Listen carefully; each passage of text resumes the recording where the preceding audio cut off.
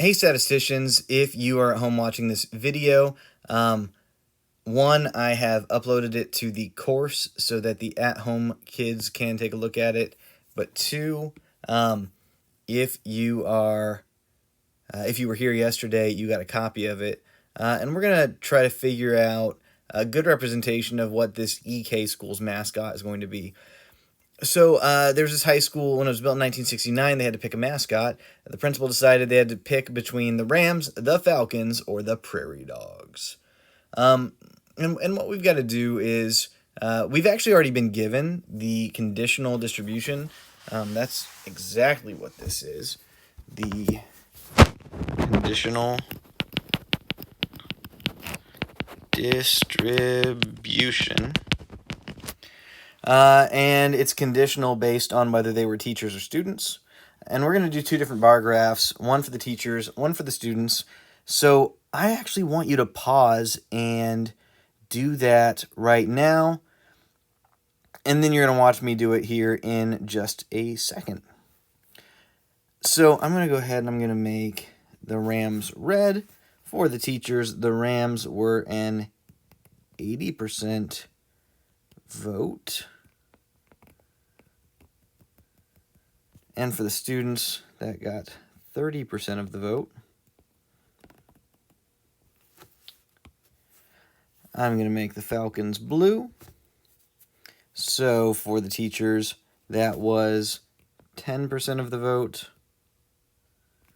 For the Falcons, for the students, it was 60% of the vote.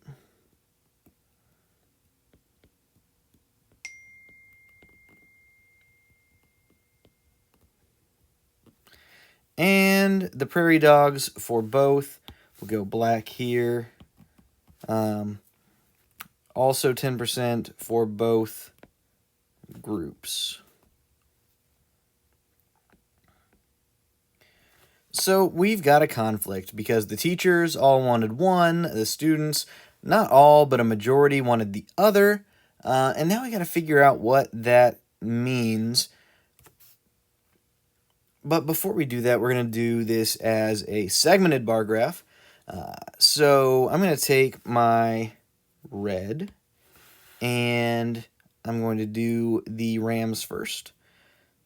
So for the teachers, the red goes all the way up to 80. And for the students, it goes only up to 30.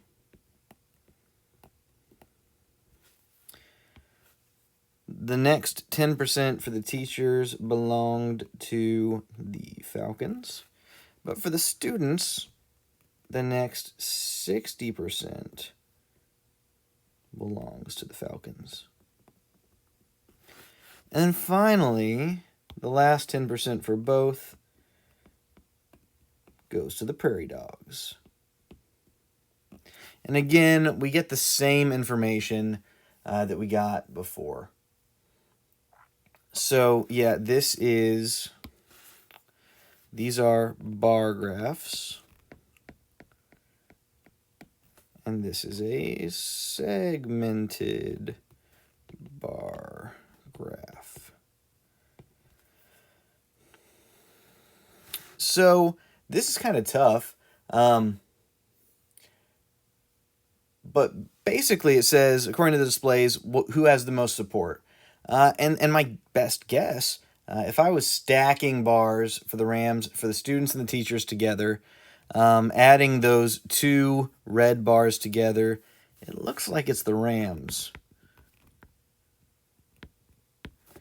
If we stack the student and teacher bars together,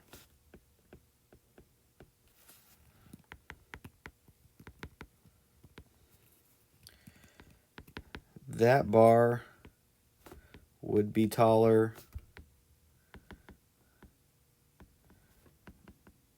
than the Falcon or Prairie Dogs. Now, the students got a little PO'd about this. they were like, okay, we found out that 100 teachers were surveyed for the teachers, and we found out that 500 students were surveyed. So if I were able to take these counts, for the 100 teachers, 80% of them, that's 80 votes. For the Falcons, that is 10 votes, and for the Prairie Dogs, that's 10 votes. There's the 100 teachers. But for the students, those percents are going to be multiplied times 500. So 500 times 30% is 150. 150 students said the Rams. 500 times 60% is 300. And then 500 times 10% is 50. And then if I was doing my totals, I would find out that there were 230 total Ram votes, there were 310 total Ram votes, and there were 60 Prairie Dog votes. So first off, how many times more students were sampled than teachers? So I want you to make an attempt at number 5 and number 6. Pause, please, and make your best attempt at 5 and 6.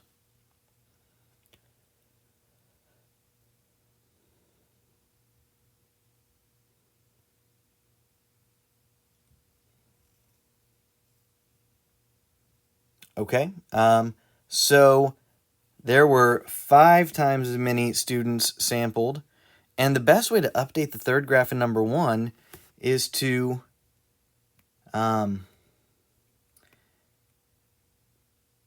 extend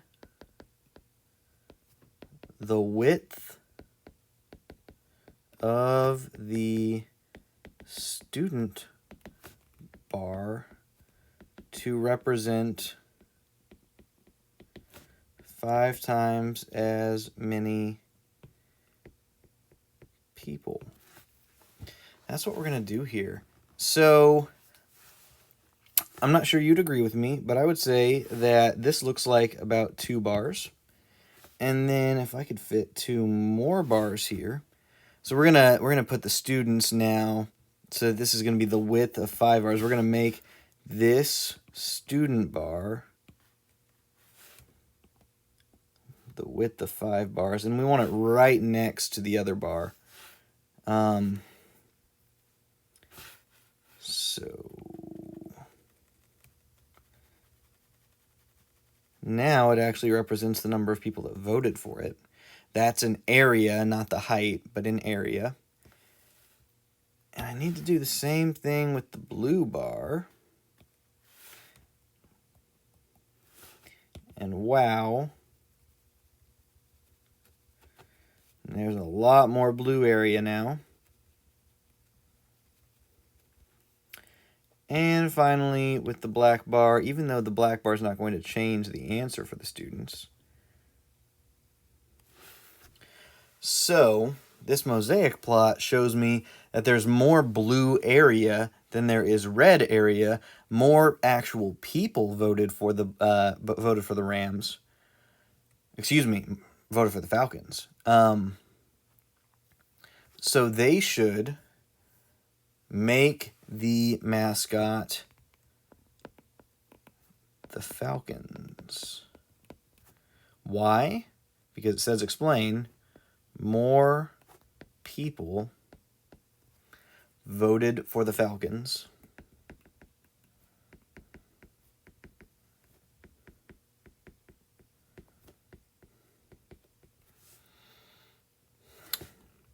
Than the others. And the totals for those were 230 and 60. You can see it in the new graph because the Falcons